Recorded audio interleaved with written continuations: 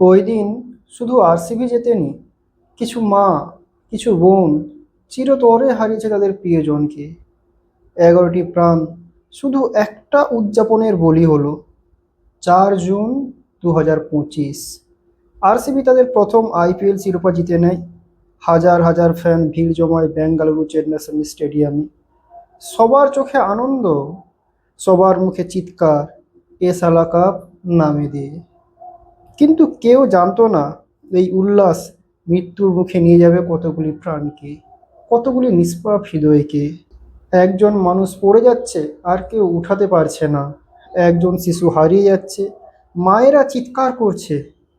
ভিড়ের চাপে 11 জন মানুষ মানুষের পায়ের তলায় চাপা পড়ে মারানোর কারণে প্রাণ হারালেন।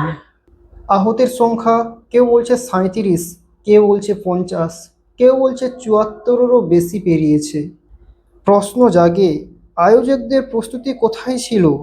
একটা ট্রফির আনন্দ কিভাবে পরিণত হলো মৃত্যুর হাহাকারে?